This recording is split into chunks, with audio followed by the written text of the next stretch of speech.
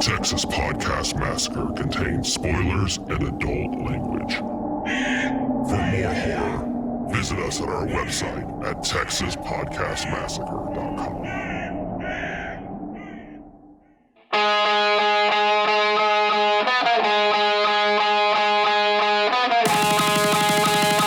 This is Texas Podcast Massacre. With your hosts, Mitch, Nate, and Lisa.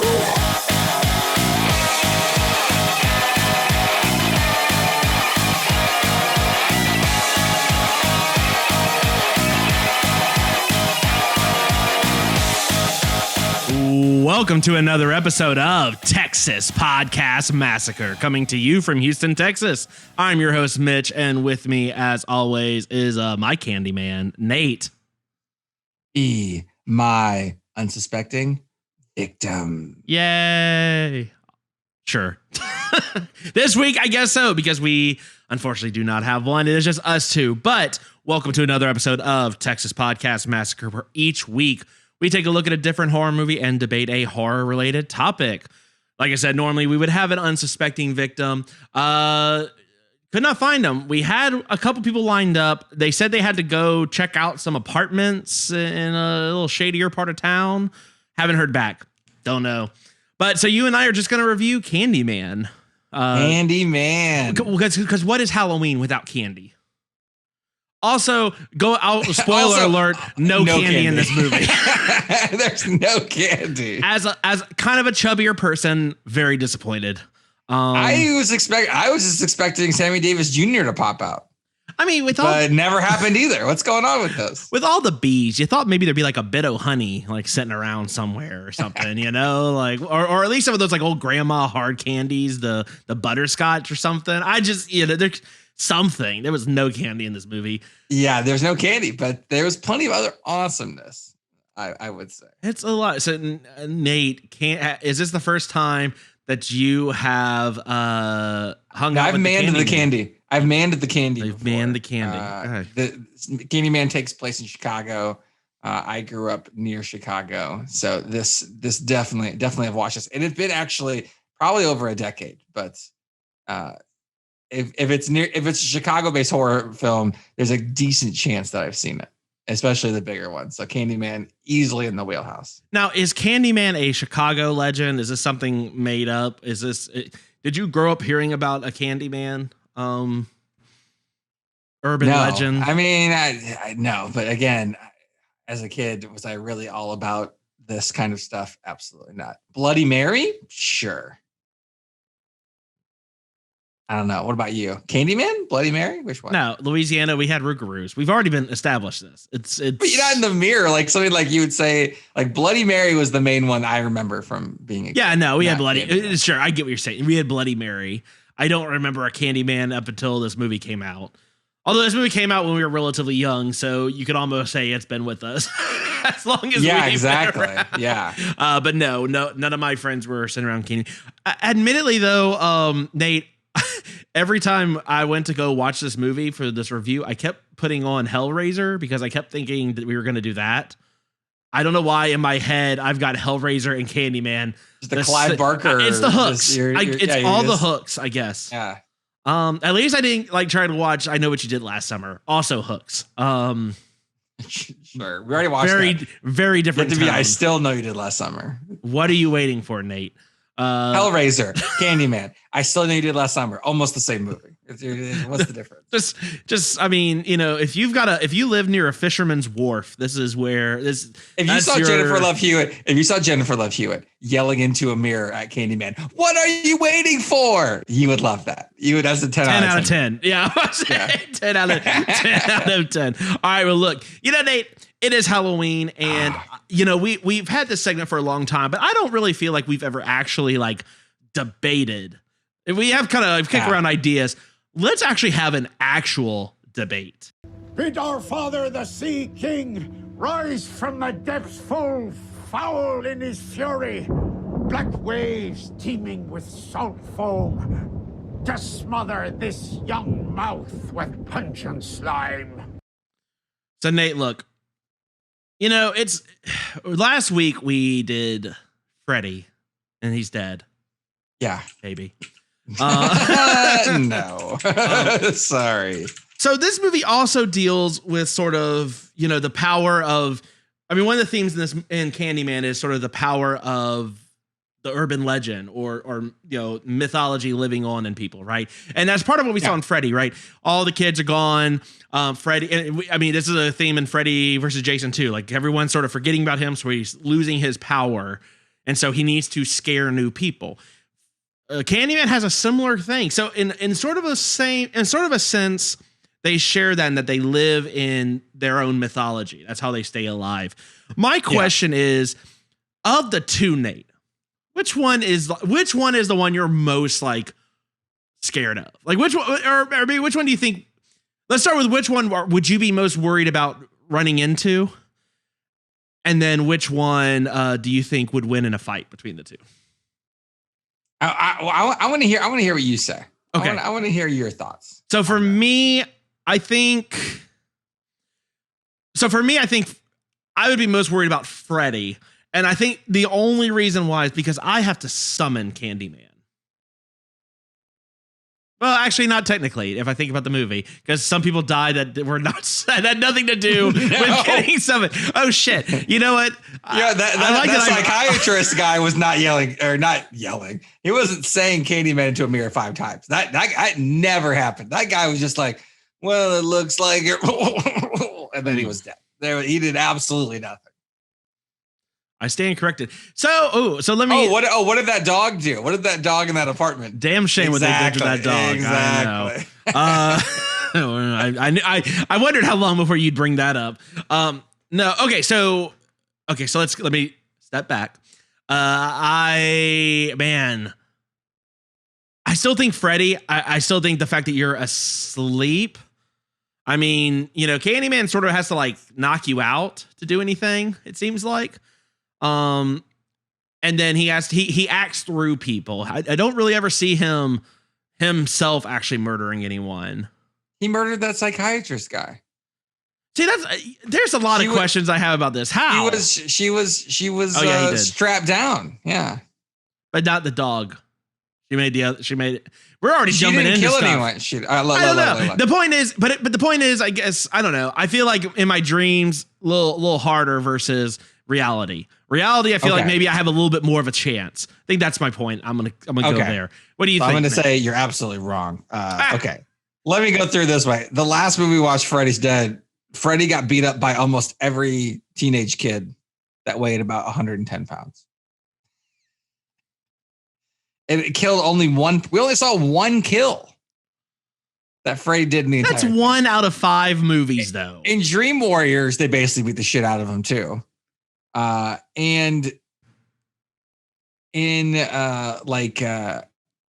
Dream Warriors, hey, you know how you get rid of Freddy? You take this pill every night. Problem solved. You never see Freddy again. That's what Nancy did in the movie.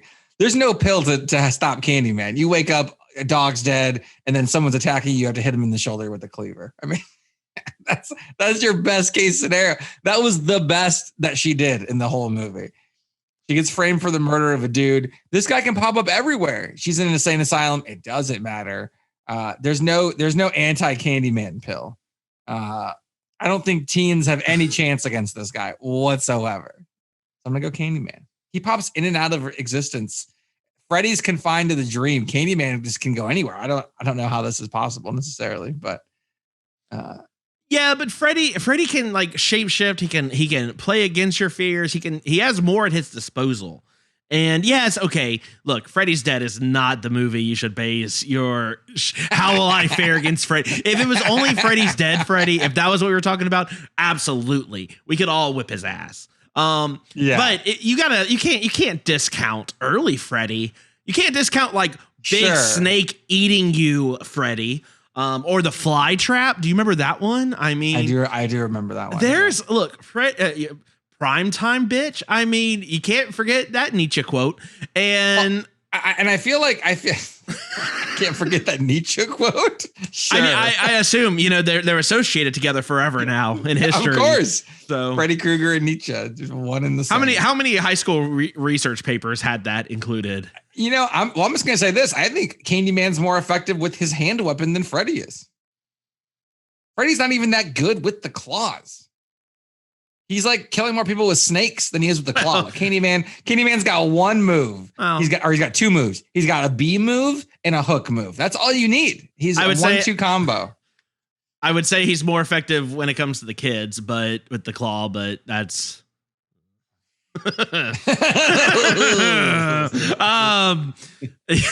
he's just a kid napper. He's just a kid napper. Took a dark turn. I think he's more effective. I think he's more effective with the hand weapon. Well, but look, Freddy's got the the fingers, but he doesn't really ever kill anyone with. So you're already jumping into the second question more, because I feel like that talks to the second question more than the first, because gloves, snake, worm eating. Why am I making this gesture? I don't know. Or hook. I mean, they all killing you, Nate. But when they're fighting themselves, maybe that's right. So I think Candyman has the edge over Freddy. Oh, Candyman easily has the edge. Okay. That did not turn into as much of a debate as easily. Candyman's better. Candyman has the edge. Does Candyman dream? I assume no. Candyman dream. I don't know. I feel like Freddy goes into the dream. He just gets hit by bees. Like Freddy Man goes into Candyman's dream. He just gets stung by bees. Could you imagine just Robert Englund just delivering that line? That'd be fantastic. Damn it. Well, were you looking at my notes beforehand? What's happening here? I mean, I think Candyman can inhabit the dreams no problem. Mm-hmm. He's making hallucinations and weird crap happen. He's in and out of existence. I think he's fine in the dream, to be honest. Yeah, I don't know. Honestly, it would have been a little bit more interesting than what we got with Freddy versus Jason. Mainly because, I think Candyman at least operates in multiple realms, right? He can be in the physical world. Freddy, he has to be pulled out into the physical world to fight, and then he's obviously weaker. Candyman does not have that limitation, so I give you that.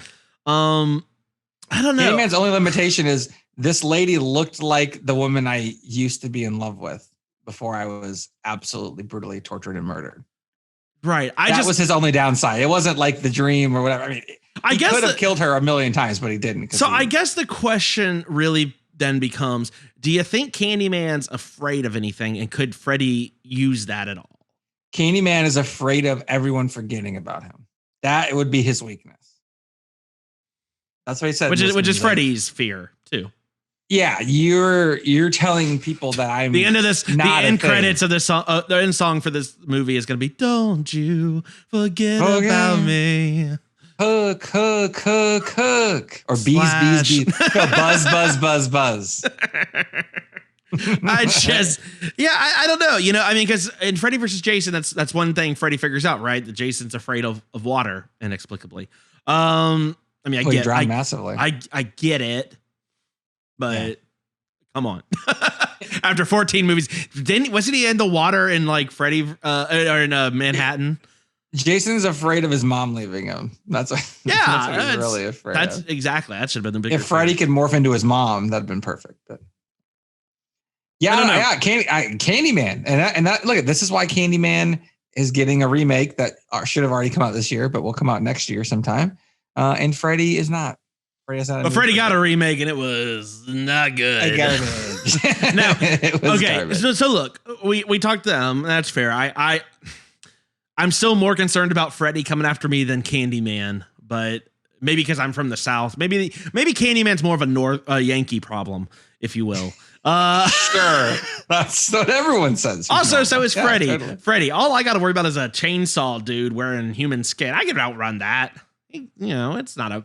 You're gonna conveniently trip over like the one root that's like coming out of the ground. I like that anyone watching the YouTube video that's looking at me is probably like, no, you're not outrunning that. It's like I can sprint, not for long. What's a Rougarou land speed?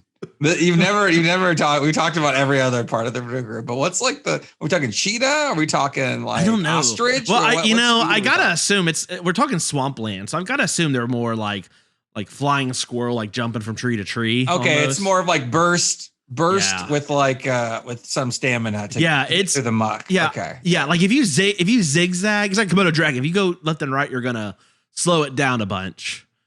But again, straight burst, yeah, gotcha. Who knows? Some Rougarou expert at a local college somewhere is going to like those like things were like, oh, let's have Michael Johnson race a cheetah. Like I want to see Candyman run against a Rougarou. Like what? I don't think Candyman runs in that big ass coat. What TV channel is that? Like Sci-Fi 12? Like what channel does that get aired? It's probably TLC at this point. Okay, they need some stuff. So okay, now look, True TV, Candyman versus Rougarou foot race. Now, what's interesting, Nate, I think you're the one that actually told me this. So we have Freddy versus Jason. We have Alien versus Predator. I honestly don't believe you when you told me this. Sadako versus Kayako. Yes, they do. Or Grudge versus Ring for folks who don't watch the Japanese original versions. I honestly don't believe you that this was a thing, but you claimed that apparently they were going to try and do Candyman versus Leprechaun. No. You're burying the lead here. Okay. It was so when Freddy vs. Jason happened, Miramax was like, okay, we got Candyman, we got Hellraiser. Both are Clive Barker, right? Mm-hmm. Based properties. So let's do that. And Clive Barker goes, I wouldn't do that. So then they didn't. And then they were like, okay, well, Clive Barker doesn't want to do that, but what else can we do with Candyman? And then someone's like, Candyman versus Leprechaun? Tony Todd goes, I will never do that because that would I have too much respect for the Candyman character to be fighting the fucking Leprechaun. But wouldn't that have been amazing? No. Just a Candyman versus Leprechaun? Oh my God. In what reality? How many B puns could Warwick Davis say in one movie? This is what we needed. This is what we needed. We needed this. I would have loved to have seen that. Would it have been a good movie? Absolutely not. Would I own the Blu-ray of that movie already? Absolutely yes. So all I see is standing there with all your bees. Well, I'm gonna take my shillelagh to your knees. I mean, that's all you would have gotten. Yes. In that. I'm in. Throw up a little. Just doing that little bit of a rhyme. Like, that is be my knee brace, and then it was the knee brace song that he keeps chasing. I mean, I can't. It's perfect. What? Why? What is the even?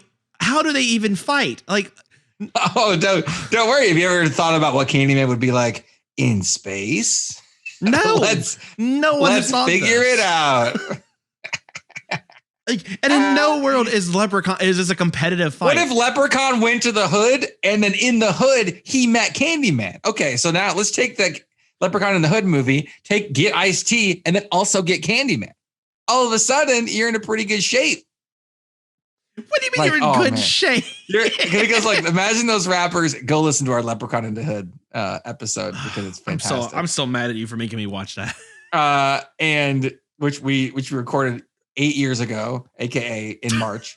And imagine that the rappers, Leprechaun's coming after the rappers, and the rappers are like, what spiritual thing or like what other like supernatural thing can we like conjure up to match Leprechaun? Oh, it's Candyman. And especially with this story. This story is happening, in the projects, in the Cabrini Green project in Chicago, and they conjure up Candyman to help them fight off Leprechaun. Boom. That would have been the movie. It'd been perfect. So Candyman is for our wrestling fans out there that listen, the face, and Leprechaun's the heel in this scenario. Okay. Well, he's all heels. He's so short.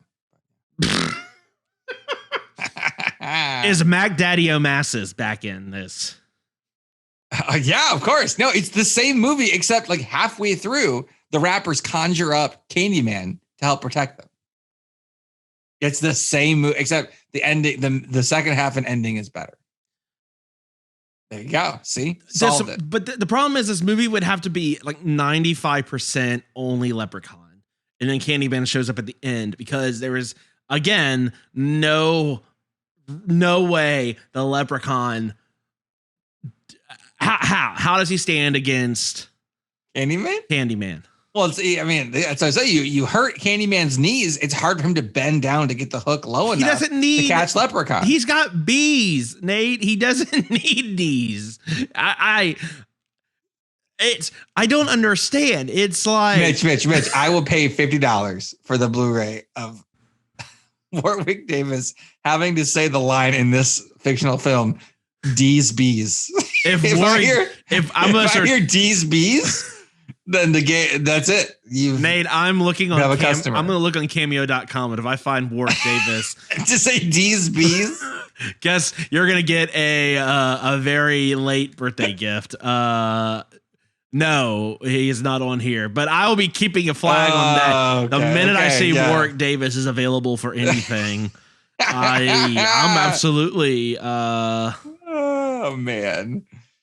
Yeah, it's great. That'd be great. I would love that. It'd have been a travesty of awesomeness. It'd have been so bad it's good kind of territory. Oh, so bad is right. That is. Because what's Hellraiser and Candyman gonna do against each other? A lot of hooks. Like that's the voices that you're gonna get. The same register of voices. There's like no difference whatsoever. They're both just like grumbling at each other. It's gonna sound like a bunch of weirdos at a KMFDM concert. Life is nothing but pain and suffering. It's like, lighten up, guy. Well, then Pinhead's like, suffering? Ooh. maybe it's a buddy comedy at that point. They're teaming up. That's a movie I want to see. I want to see Pinhead team up with Candyman. So you want a tag team match? Pinhead, Candyman. Who are they fighting? I don't know. All the unsuspecting people of everywhere. I mean, I don't know.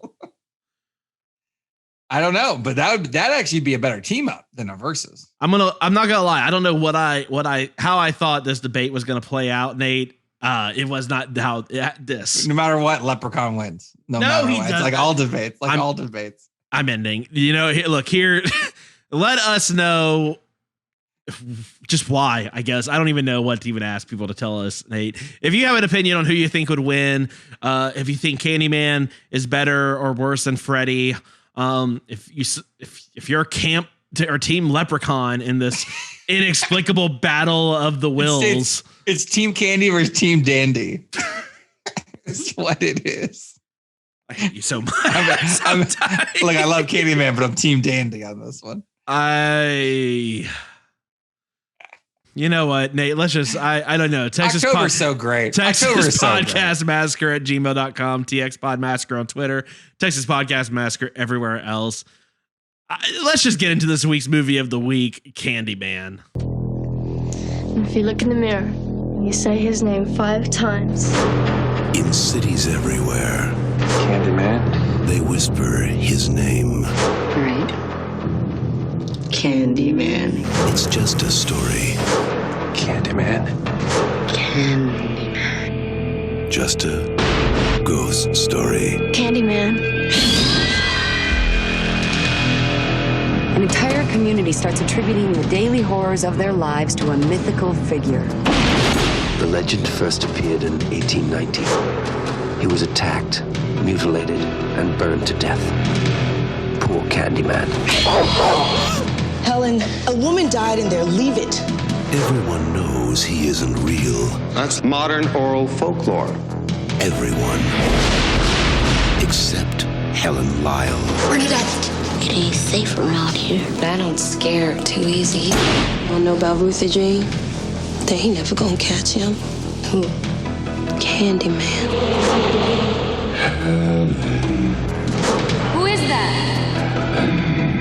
I came for you. Do I know you? Now she is about to discover. Helen? Get out! Get out! What's behind the mystery? I'm sick. What's behind the legend? Listen, he's under the bed! And most terrifying of all, Come with me. what's behind the mirror? He's here.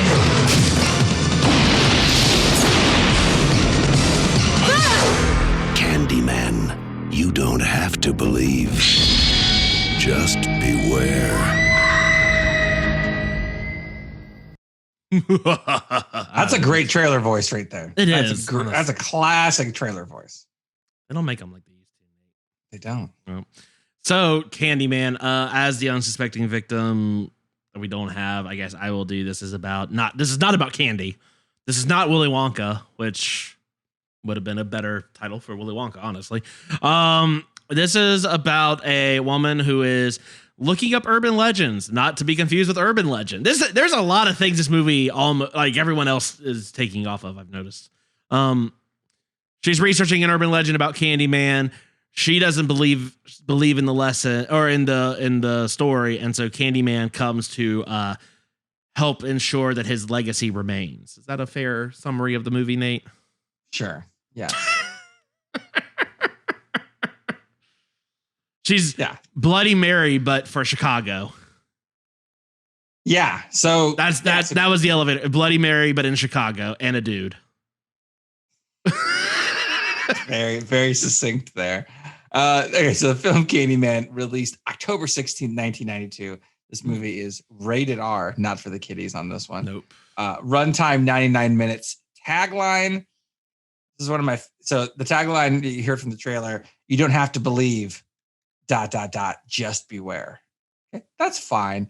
This is one of my favorite taglines of all time. Candyman, Candyman, Candyman, Candyman. Don't say again. What a terrible, awesome tagline. IMDb, this is 6.6, and the movie was made for $8 to $9 million, made about $26 million in the box office, and spun off an entire franchise. What are the other Candyman movies, you might ask? In 1995, we got Candyman Farewell to the Flesh, which unfortunately I have seen and is okay-ish. Mitch, I don't know if you know this, but the second Candyman takes place in New Orleans. I did not know that. Oh, okay. I have not seen the second Candyman, actually.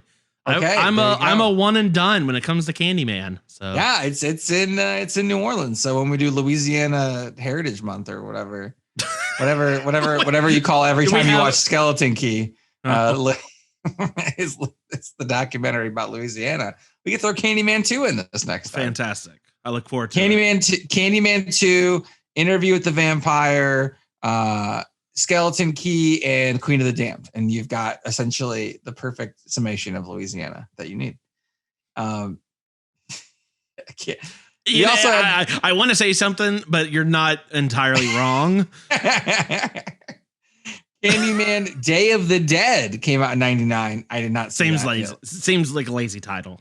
It looks pretty terrible. So I actually have not seen that one, but I did see the second one. Yeah. I have seen the second one more recently than the first one, which is obviously the best one. I probably haven't seen this in over 10 years. So this was great to rewatch.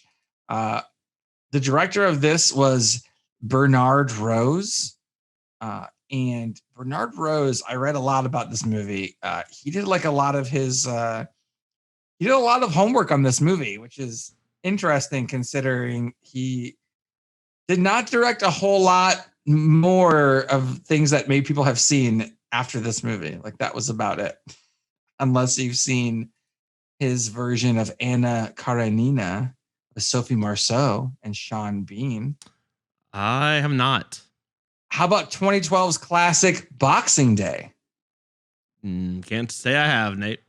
No. Or a movie that is somehow called Samurai Marathon. I'm interested. I'm also interested in one called The Hurdy-Gurdy Man. So it's a short film. So hey, nothing wrong with shorts. We love shorts here. That's true. Actually, that's like some of our favorite movies of the year has been shorts. Yeah. Yeah, I don't know. Samurai Marathon. I am in on. Okay, well there you go. Not a whole lot else. So I mean, Candyman is kind of this guy's most famous thing that he's done. But a pretty good film, if you ask me. So wait, you have not seen Chicago Joe and the Showgirl? That's not required viewing for Chicago area. It sounds like you're just like doing a like that title is just a summary of the actual film Chicago. That already came out. That was very famous. It's just the movie Chicago. Yeah. It's like you know, like it's Halloween. It's like when you go to the store, they have the non-copyright infringement. Like, oh, do you want to be a mustachioed Italian plumber man for Halloween? Yeah, arachnid man. Yeah. Let's do what that, about Danky Kang? Would you like to be Danky Kang? What? This is like that version of okay. That's now a weed strain. Someone just made Danky Kang, and we could have copyrighted it before you said it. So damn, my bad. Send us profits in the mail. So the lead of this film is Virginia Madsen, who plays Helen Lyle. She's the main actress of the film. Does a great job, I think. You might have seen her in Dune, Highlander 2, which is favorite of the Highlanders. Yeah. Ghosts of Mississippi, The Haunting remake, which I did not care for at all. She's in Sideways. She is in The Haunting in Connecticut. Better Watch Out, which is a Christmas horror film. I actually didn't care for that one either, but some people liked it. The Swamp Thing TV series. And she's got some horror films coming out in 2021. Do you want to hear what they are? I do. Because there's some interesting ones. Sure, let's hear them. All right. So we got, Operation Christmas Drop is in post-production. I'm terrified. Oh. You're terrified. Okay. There's one called The Devil's Light, where a nun prepares to perform an exorcism and comes face to face with a demonic force with mysterious ties to her past. Well, I like that they asked, why they add that? A nun prepares for an exorcism. It comes face to face with him. Well, isn't that the point? Why are we shocked that she's coming face to face with a demon? That's what she's there to do. So she is the lead in that one. She's also the lead in just a horror film. It's just called Sarah. A teen girl is harboring a dark secret. The teen girl is like the 6th person in the cast list, like 6th build. I'm not sure what that means. And she's in a movie called Road to Capri. It's a comedy. I just want to point out because she's starring in it with Frankie Muniz. So this lady's getting work, Frankie Muniz type work. So she's still around. There you go. We also got obviously the Candyman himself, Tony Todd. Platoon, Lean on Me.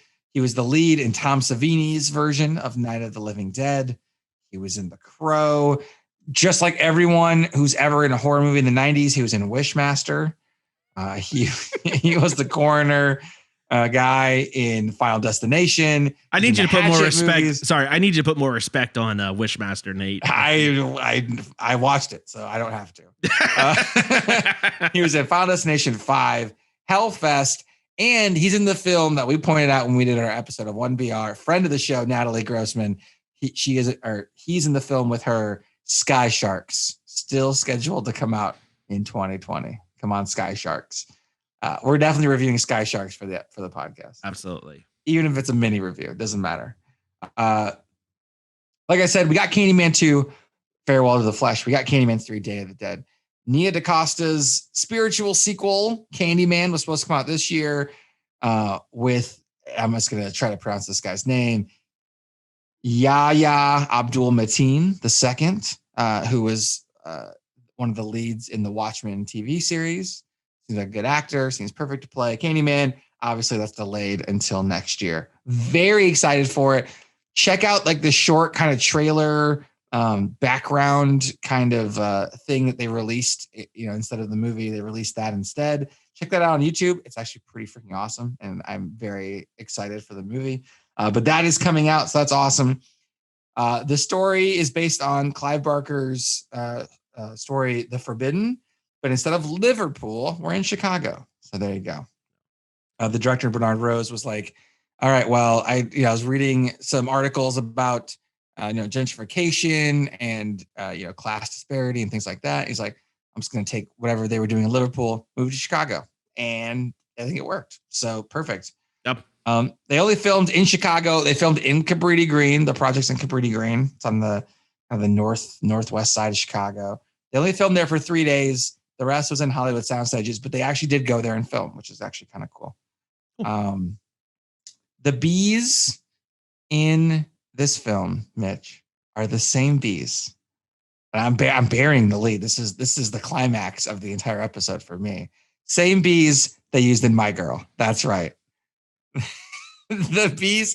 There's your crossover. You're trying to shoehorn Leprechaun into this. You had a My Girl connection this whole time. My favorite child death of all time, I don't know why, is when Macaulay Culkin dies in My Girl. He can't see without his glasses. Why would somebody forget his glasses? He can't see without his glasses. You're not putting in the into the. Why does she sound like Woody Allen? And you're. I don't know. Nate, can we overdub My Girl? You and me doing the voices. If you can be Anna Chomsky, I'll be Macaulay Culkin. Deal. All right. I'll do Jamie Lee Curtis and her. I'll do both. That's fantastic. So anyway, same bees. 200,000 bees. Tony Todd got in his contract $1,000 per bee sting. He made $23,000. Holy shit! So there's that. 23 times. That's not terrible. I guess for as many bees as on him and how often. Yeah, that's Virginia Madsen, very allergic to bees. So that was great for her to be in this film, but I guess she was fine. She had to go. She went under hypnosis with a registered hypnotist before she did the bee face scenes because she was so freaked out and scared of being stung. So there's that. So wow, you imagine that every time you see it. You know, she's kind of looks like she's in a daze when she's doing those scenes. She actually kind of is, which is crazy. So yeah, there's more trivia we'll sprinkle in, but crazy movie, pretty awesome. I guess the question I have for you, Mitch, is: have you ever done Candyman 5 times in the mirror? No, seems like a bad idea. Why? Look, I don't believe any of this stuff. Yeah, doesn't mean I mess around with it. Okay. Same reason why it's like Ouija's dumb. The Ouija board is dumb. Am I going to mess around the Ouija board in a week? No. It's dumb. That's the thing. That's the thing for me. I'm wrong about so many things in my life, Nate. I just don't need this to be another thing that I'm wrong about. This is my thing. So I'm 100% on board with you. This is my thing. What positive do I get out of this? Right? It's not like if you do it, you don't get a pot of gold from the Leprechaun. There's no upside whatsoever to doing this. Yeah. Why would I waste my time? Agreed. I guess some people get a thrill about like, ooh, whatever. I have no inclination to do that whatsoever. No. But please, everyone else, go do Candyman 5 times in the mirror. I'm sure you'll be fine. Yeah, I never did Bloody Mary. If not, please set your podcast players to automatically download our episodes after you are no longer with us. Other than that, totally fine. Yes. We would like, if you decide to do Candyman 5 times in the mirror, and also, does it like any mirror, any reflective surface, or it has to be a bathroom mirror? I'm assuming it has to be a bathroom mirror. I don't know. Can it be like the mirror in your car? Well, if my computer monitor is like off, right? I mean, it's reflective. Look, all I'm going to say is if you do that, if you let us know and we will create a bot in your name to download all of our episodes in perpetuity. For each time you say Candyman, also give us that many stars on iTunes before you do. Yes, 'tis the season to give 5-star reviews. So in this movie though, I mean, people are saying Candyman and that guy's wasting no time. He's there instantaneously. So if it's anything like the film, it should be very quick to tell one way or another. Yeah, not a lot of people doing the Candyman at a time, and so he doesn't have to be here. Like I feel like Bloody Mary. I mean, she's got a backlog, right? Like how many people across the world are doing Bloody? Because I feel like that's a pretty global one. Like Candyman, I think is just like U.S. Chicago. So there's like a calendar entry. It's just like I got a 10:15 in Albuquerque. I got a 10:17 in Houston. I gotta go over. I gotta go to Osaka. It's like too busy. Candyman is really taking the time for each of his victims. He's really savoring it every single time. The first kill that happens in this film very early on. Samara takes 7 days to get to you. It's yeah. Candyman's like, I'll be there. Like Candyman. By the time Samara gets there, you've done for God. It's happening. Yeah, Candyman doesn't have a whole lot else going on. Like he's really every time that he gets an interaction, he's really all about it. You know, he doesn't have a whole lot else going on, which is nice for him. Yeah. I mean, this first lady who gets killed, she brings a guy home. They're gonna have sex, and she's like, you know what really set the mood? If you say Candyman 5 times. That's really, and then he says it 4 times, like, nah, hard pass. And she's like, well, now I'm not turned on as much anymore. No. He says Candyman dies almost instantaneously, so hard. And I don't know what structural problem this house had, but the blood goes from the top floor down to the bottom floor. I'm not sure exactly how that even occurred. There's some sort of hole. I have no idea, but that was very quick. There was I felt like, okay, so this opening story, they're setting up the urban legend, and I just feel Michael gets bodied. Like he's just getting dragged. This whole like, did whoever wrote this movie, did they just know a Michael and was like, fuck this dude? Because they mentioned multiple times, oh, well, she was with Michael, but he was a nice guy and she wanted Billy. Billy was a bad boy. So Billy's going to get everything that she was withholding from Michael. It's like, why is Michael getting dragged? Like Michael has nothing to do with this story. Why is he just getting dragged? Mitch, is your real name Michael? Hold on. Do I not know this? Why are you so? It's a little too similar for comfort, Nate, is all I'm saying. Okay, got it. I don't know a Billy, but Billy is always like the D-bag's name, isn't it? Yeah, no, I guess. I don't know. So you see Helen, she's the main character, right? Yes. And her husband is instantaneously the worst husband ever. Not really the worst husband, but you instantly go, oh, this guy's so shady. This guy is so shady. I don't know that he's shady. You just tell he's a prick. Like you can just tell it's shady. Like immediately with the students or whatever, you're like, come shady. On. Yeah. So anyway, so he's shady and is like, she's like, oh, I'm doing research because I'm a grad student and I'm married to the professor. Interesting. I'm a grad student. I'm doing research. Yeah, I'm just going to cannibalize your research and do this, the lowest stakes. I'm going to take all your stuff and ruin it in the lowest stakes lecture to kids who don't care ever. So then you're like, okay, this guy's already terrible. He's like, oh, the stuff you've been working on? I'm going to mention that with alligators living in sewers. That's how good of a professor I am. This guy is the worst. Well, I like his friend too. It would be like if both of our wives were grad students and we're coming up with like a horror movie thesis, and then you and I were like, oh, you should have listened to our podcast episode about that. Yeah, exactly. We already talked about that 10 years ago. That's the friend. There's a condescending, pretentious British professor in this. Absolutely. Yeah. Of course there is. Why wouldn't there be? Yeah. Yeah. That was kind of cool. And the dichotomy between like, oh, I'm the academic, whatever. And like actual people like, living in Cabrini Green. It was a good contrast. Like, these people are so pretentious and douchebaggy. And like the actual people that are like, Candyman is, is terrorizing are actually like living with this like all the time, plus all their other circumstances, right? It's brutal. So it's definitely got some commentary on that for sure. So Cabrini Green, I got to go through Cabrini Green. So it's one of the most famous projects, no longer exists. I think it was finally torn down in like 2010, 2011, but it started being torn down in like the mid 90s. It is just east of Goose Island, where the Goose Island name for the brewery came in, Chicago. You're welcome. It used to have 15,000 people in it. And these high-rise, there's high-rise buildings, and then there's kind of like the townhousey kind of buildings also. It was essentially neglected over the course of many decades to become terrible, and they did tear it down. But it was kind of the poster child for like public housing gone wrong. And so it was in 1992 is right at the height. I think there had just been like an article in Time magazine right before they started filming, which is why the guy picked there. So it was famous. I don't know if you'd ever heard of Cabrini Green or not. Not outside this movie, no. Okay, yeah. Being from near Chicago, I definitely heard about it. Yeah. So pretty crazy to film that there, but no, also I'm awesome. from Louisiana. Yeah. It's practically all Cabrini Green.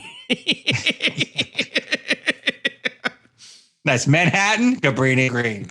Denver, Cabrini Green. Yeah. I don't know. Montana, Cabrini Green. Got it. Idaho.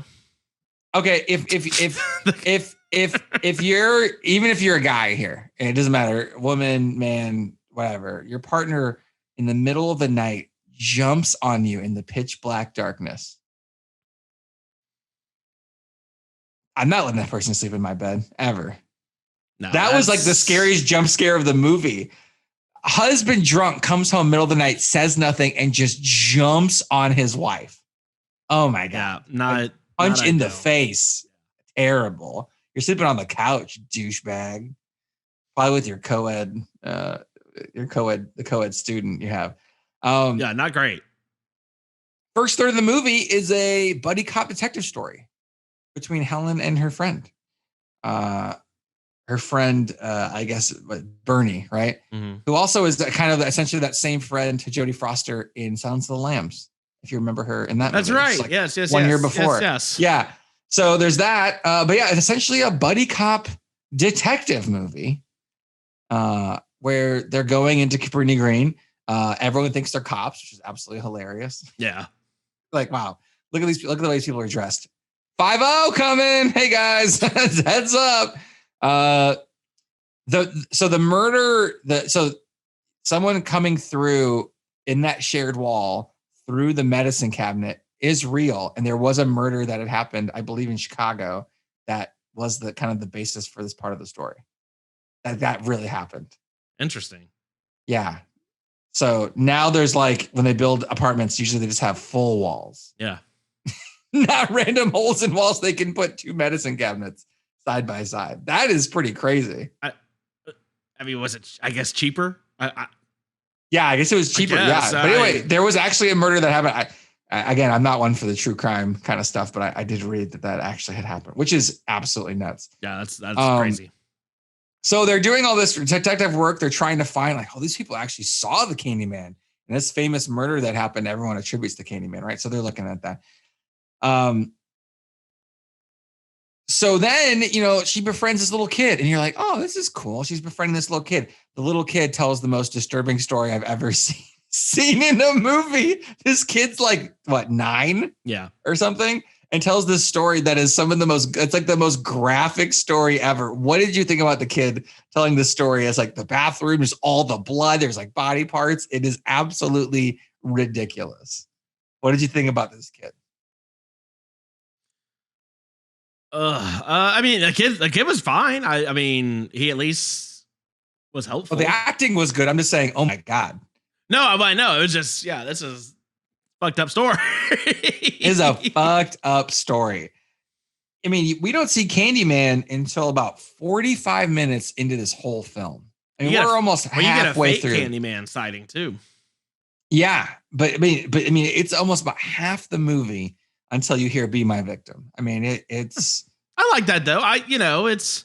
No, it was good. I think it was good. Actually, the detective part in the beginning of the film did add to the suspense. It was kind of cool when that kid told that story, and oh my God, right, ratcheted it up.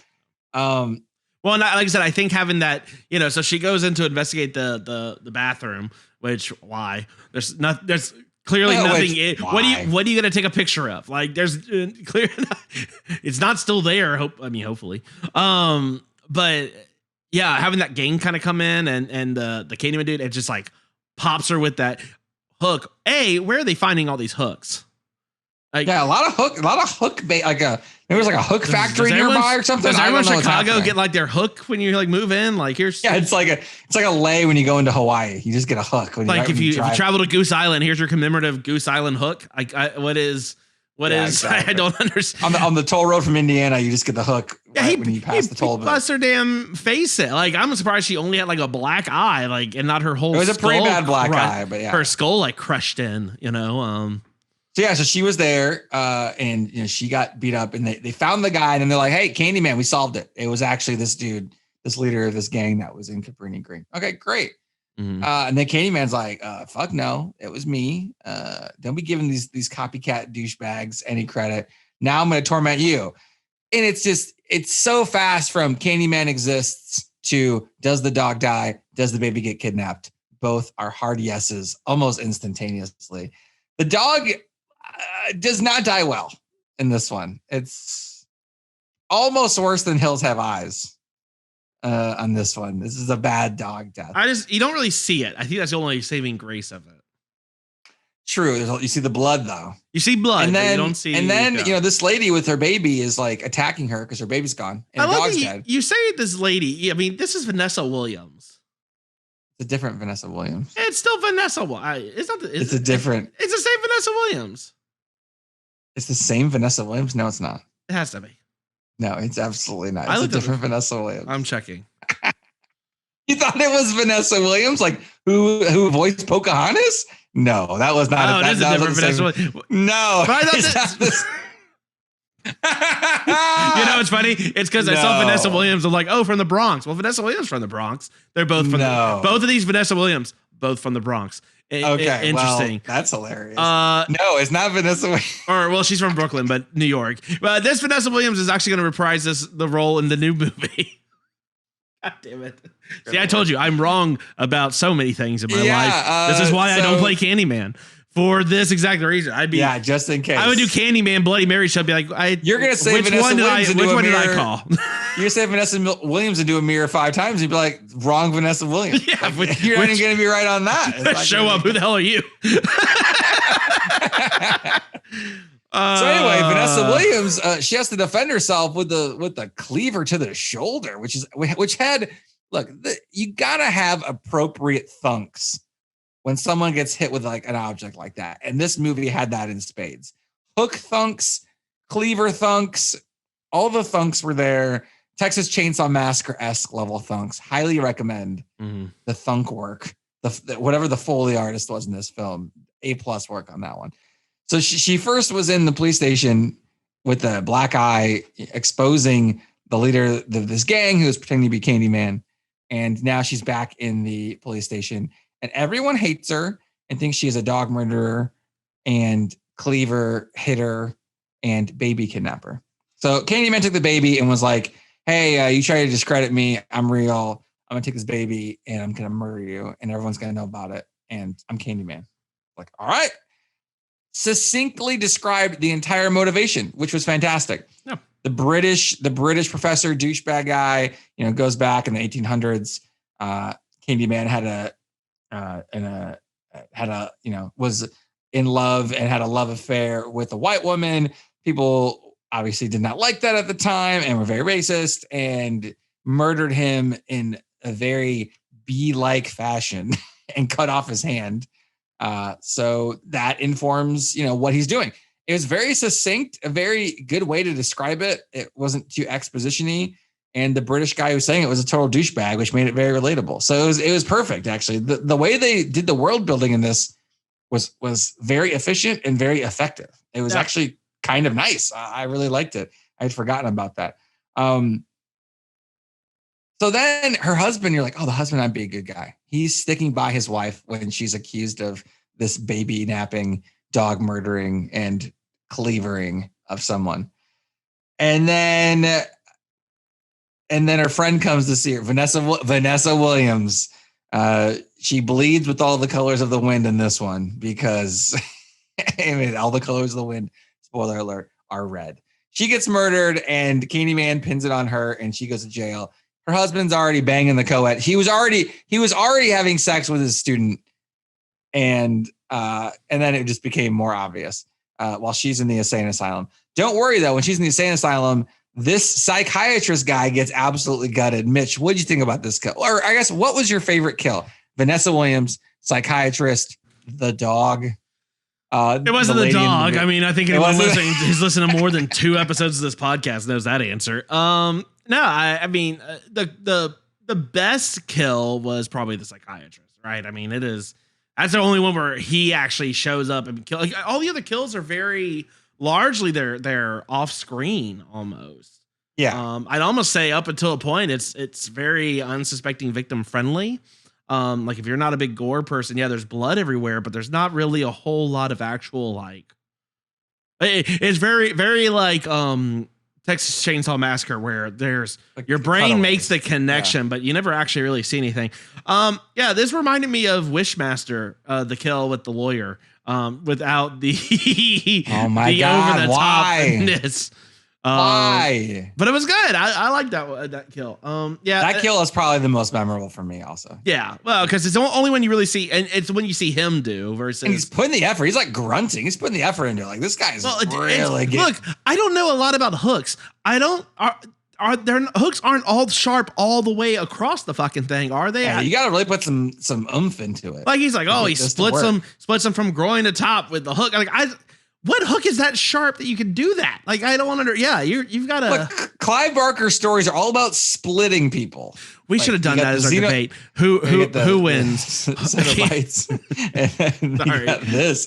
Everyone's getting filleted all the time in these stories. Clive Barker, man. Sorry, I didn't mean to interrupt you. Who? No. We should have just had the debate: Candyman or Hook from Hook. Who wins? Who wins? I mean, at least Candyman is gonna. Tinkerbell has no chance. But look, you see them sharpening Dustin Hoffman's hook. I don't know that he's sharpening his hook. Like that, if that thing's rusted. Oh, Candyman! I mean, you might just die more from tetanus than you actually do. That's a dull hook. Like, also, the hook is redundant. You've got bees. I there's very little of the bees. You gotta have a fallback plan. What if they have a big magnet? Okay, you gotta have the bees to go around the big magnet. You can't have one move on. One or the other, it's overkill. He doesn't need two different, it's like a really bad like Dungeons and Dragons character. Like I've got a long range and a short range weapon. Like yeah, exactly. You just get one. No, you have a power, like a hold. You hold it down attack and like a quick attack and like a power attack. Yeah, that's exactly. You throw the bees, that's the quick one, and then the hook really takes the effort. You gotta hold it down and charge it up to gut someone from groin to sternum or whatever the hell this guy does. But yeah, she's just escaping mental asylums. Candyman's killing people. It's hilarious. It actually kind of reminded me of Invisible Man, with Elizabeth Moss. The new one, yeah. It actually was kind of similar to that, which was kind of cool. And so then she's just essentially like, okay, I'll give up to Candyman, which was interesting. She's like, all right, I'm gonna give up. Like my husband's already left me for like a 21-year-old or whatever, and already like playing house with her and living there in the apartment. I've only been gone a month. That was fast. I've already been accused of murder like a jillion people, so I have no chance of not being in jail or an asylum for the rest of my life. So I'm going to try to save this kidnapped kid. Now, she was gone a month. How did this kid survive? These are the tough questions. Did Candyman like some sort of bee honey? Like the kid subsisted entirely on honey? No, I don't know what was happening. I mean, I don't know if anyone needs to hear this, but you don't give infants honey. So that would be that'd be. Don't worry though, it's just raw honey. It's raw honey. It's not been filtered. Don't worry about it. Even better. Oh God, yeah. I don't know how this baby survived for a month. This is a question. I don't know. I can't see Candyman as a formula. Nanny. Yeah. They didn't have a baby Breeza back then. What's he doing? Look, he's heating up the milk. Wow, how is he going to grab the bottle with that hook? Like what? How is this happening? Actually, I want to see that. Can we do like a Mr. Mom with Candyman? That's the other movie I'd love to see. What's more believable, Candyman taking care of this kid or John Travolta and Look Who's Talking taking care of the kid? I think Candyman. That seems right. So I mean, she comes back and she agrees to be his victim, which involves a lot of making out with bees. A lot of bee makeout. Yeah, it's. I mean, Nicolas Cage. Like the bees are not involved in any murder, so the bees are really only involved in making out. They're not really there for the murder. Yeah, I'm just very concerned or confused about what the bees are supposed to be doing. Is it supposed to be a metaphor for pollinating? I don't know. I don't really want to think about that too deeply. I don't know about that. But it's just there's something with these bees. So it's interesting when reading about the franchise. Yeah. The prequel. So obviously, they're kissing and there's bees involved and all that kind of stuff. But the prequel or the second movie was supposed to be a prequel that was supposed to show, Tony Todd and the woman that, he had a love affair with that caused him to be murdered by, again, very racist people for the time. And they nixed that idea and went with, the second movie that they went with instead, which was okay-ish, because they were worried about how marketable an interracial couple would be in that film, which I find ridiculous. That's the part, not the lynching. No, but I'm saying that the fact that the people making the films were like, oh, I don't know if we need to have like Tony Todd macking on some white lady in our movie. Like, that is crazy. Probably not much of an issue now, but even in the 90s, that was crazy that was happening. So instead of that, we got the amazing film, Candyman 2 Farewell to the Flesh, which was not good. So I would much rather have seen the prequel, to be honest. But yeah, so then she wants to be his victim, and I guess there's a bee makeout. She's like in a trance. You get like the pile of garbage from It at the end, but it's a building that they're lighting on fire as part of the tearing down of the part of the projects. I mean, can you explain this ending to me? Because it was kind of nuts. I had forgotten a lot about this film, to be honest. Yeah. So, I mean, so what he's trying to get at is that she is apparently the reincarnated version of the woman that his lover. Yeah. That he loved. And so he is going to, I guess, as they are burning in the fire, she's going to become part of the legend. And that way she will live forever with him. I assume that's how these things work. So yeah, if we get burned together, we are together for eternity in legend, but also for real with our bones. He's also now she's doing this only because she's trying to save the baby, and then he's like, surprise, baby dying too. And that was a bees and switch right there. Look, fellow listeners, if you are close to being married or, in that honeymoon phase, I mean, give it some time. Like, he's going straight to baby. Like, y'all be a couple for a little bit. And then, and then you bring Candyman a baby. doesn't have time to like I've been a spiritual, like a supernatural monster for like over 100 years. I know what I want and I'm going for it, Mitch. I mean, look, if she's barely cool with getting in the fire with you, I don't think, by the way, here's our baby is not the way to maybe spring that. Third date was springing her from the insane asylum, like killing the guy. First date was when he cut her chin with his hook, and the second date was when he murdered her best friend. Hey, I know it's only been big deal. I know it's only been 5 days since we've been going together, but I went ahead and adopted this kid. So I went ahead and kidnapped this kid, and also pinned you for it. And then also, when you thought you were saving that kid, joke's on you. That kid's gonna burn alive. So she's able to save the baby.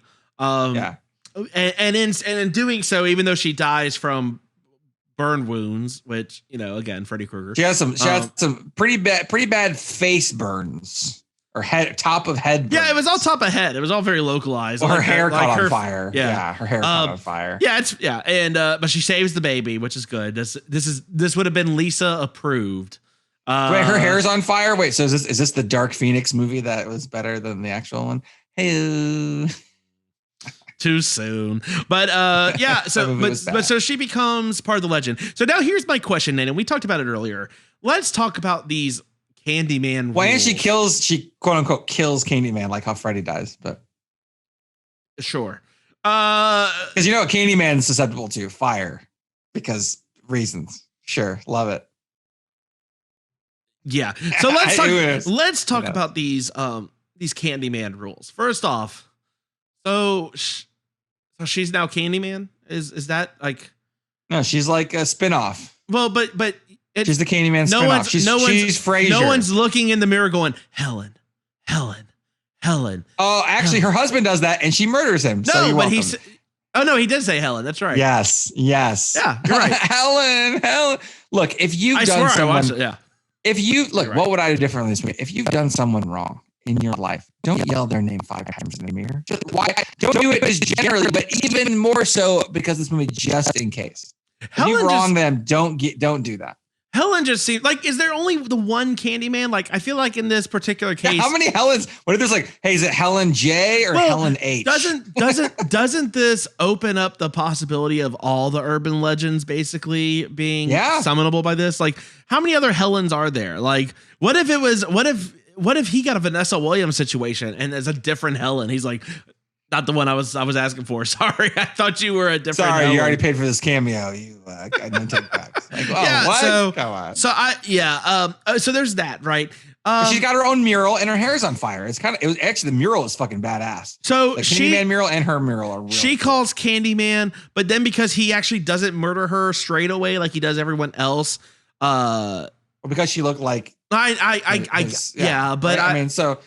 If you don't look exactly like my former lover, all right, then I kill you. But she's the exception. Fine, I will buy that because otherwise, like, okay, so wait, is he killing people? Is someone else? But I guess it's only her. So I'll grant you the exception. Yeah. How did you like? So I wrote in my notes because I'd forgotten the actual ending of this movie. They have the funeral and. I just read my light. Well, glad it all worked out for Trevor. Like he's like he's over here with his like girlfriend and at the funeral and like it's like I wrote this funeral is on par with Tammy and the T-Rex's funeral. I think it was filmed in the same location, like the same lot. It might have been. It might actually no. The other one was in California, but still. this one was in California too. Hey, it could have been the soundstage. It was but then she gets like the Queen's funeral. There's like the procession of from everyone from who know that she saved, even the woman that she cleavered in the shoulder, and she knows that, okay, you actually got my kid back from Candyman. Yeah. Respect. That was awesome.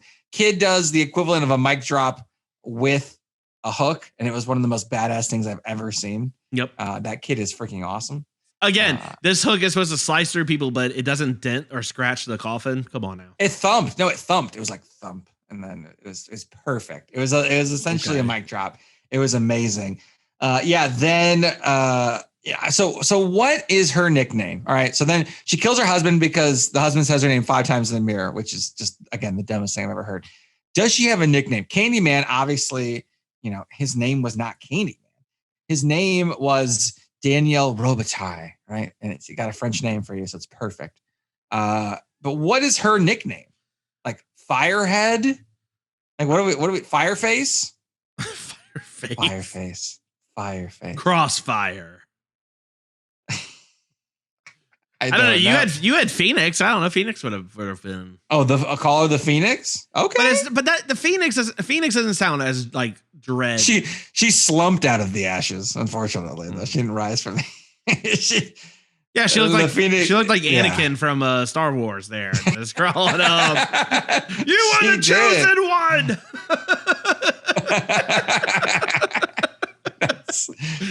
That would have been better. We should replace that scene. Make the third Star Wars way better. Yeah, I don't know what her nickname is. Candy Helen. No, that's terrible. It has to. Let's do something that she's no relation to, like not Candyman. Like I don't know what did she have nothing to do with? It would have been better if her name was Mary and she became Bloody Mary and boom. That would have been actually really cool. Yeah. But that was already taken. I don't know. I mean, no one's get saying it, Helen. Like, okay, so Candyman's got a little bit of a following, right? How many times? What is Helen doing in between? So, like, no one's saying Helen into a mirror 5 times ever. So also, she's going to be a lot of time to read her academic books for sure. Candyman gets like this legit, like full on coat and like his whole like normal clothes. She's stuck in the hospital gown for the rest of eternity. What? Yeah, she got she really got screwed on that one. Yeah, that was not great. Yeah, that sucks actually. Well, yeah, I don't know. It's more ghost-like. Maybe it's more flowing. Maybe that was her move. I'm not exactly sure. Yeah, I kind of got ripped off on that. Like it makes sense that he gets the hook because they attach. Well, first off, if you're gonna lynch someone, don't attach a hook to their hand. Like, don't give them a weapon for the afterlife. Just cut off the hand and call it a day. I Like, don't think those people were thinking that far ahead. They weren't thinking at all, really. well, no, but I'm just saying, don't look. Just assume that anyone you're going to murder is going to come back, and that's what all murderers think about. And then there'd be way less murders. No, right?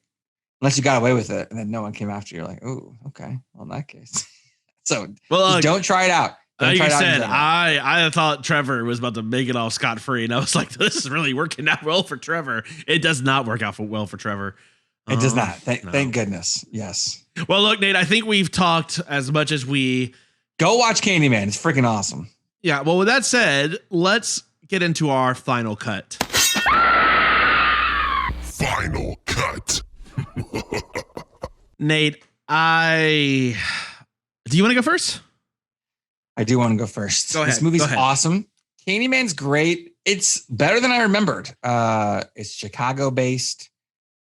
They show Tony Todd only enough where he's still creepy and it does work. And you see why. Oh yeah, Tony Todd has kind of become like a horror icon. I mean, his work in Candyman was very good.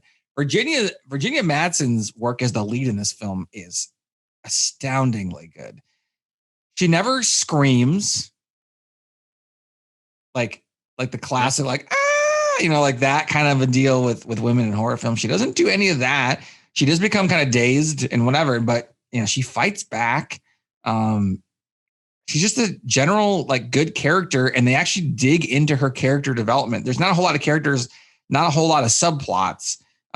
You feel for her, Trevor, all that stuff. Even Candyman gets a really succinct backstory where you get his motivations and why he's doing things. The story is just good, and the character development is like good, which doesn't really happen in a whole lot of horror movies, just generally. So that is huge points for me right off the bat. The kid in this movie is amazing. Dogs die. So, that's a point right there. I'm just kidding. Although the dog got murdered so bad, it was brutal. Kid got kidnapped, but then saved. So that's great. One of the most awesome funeral processions I've ever seen. It was really good. And then it opened up the ability for more kind of urban legendy kind of stuff. The sequels, I only saw the one sequel, but it wasn't as good. But I am really excited for the new one. And this kind of started it. And I think Tony Todd is going to be in the other one as well in some capacity. So that's all great.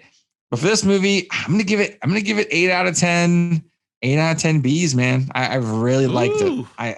I was surprised. I thought this was more of a mid-tier movie because I hadn't seen it in a while. Mm-hmm. And watching it again after watching so many other movies and with maybe a little different perspective, I thought it's so fucking good. It's really good.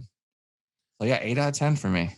Well, Nate, let me share with you some people who would not have agreed with you. IMDb reviews, several 1 out of 10. Worst Sammy Davis Jr. biography ever. Well, it's funny. Some of it is like, all right, the Candyman's hardly in it. I'm like, I don't know. That's good. Pops up, here's creepy. One by 1 out of 10, by far the worst film in history. Have you seen Carousel? She puts herself in blatantly dangerous situations and cries like a baby when she's hurt. Let's see. Actually, not really. Don't see this. Anyway, it's been my experience to not watch movies where the name Clive Barker appears in the credits. Don't see this for any reason. Completely unrealistic and unimpressive.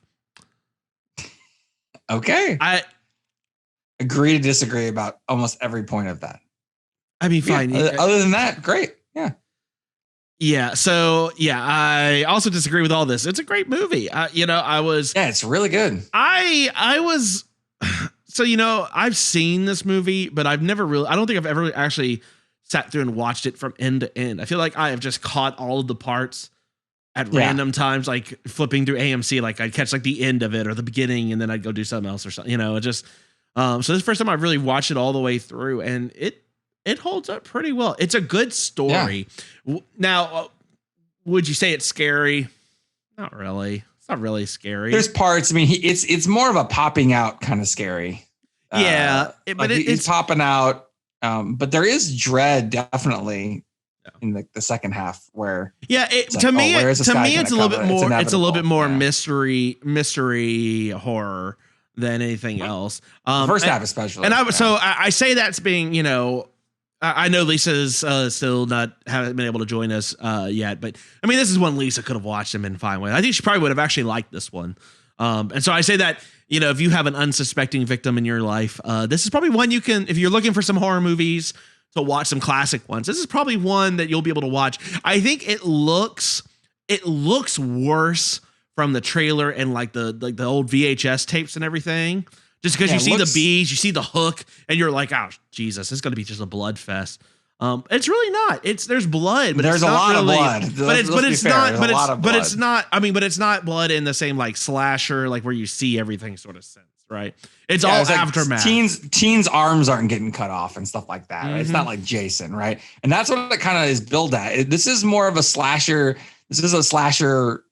A little bit, but it's more about the mystery and the story. The story it is a little bit more of a focus, which I like. So that's fantastic. Yeah, which are very good. I don't know that go quite as high as you, but I'm not too far off. I give it 7 out of 10. Oh, nice.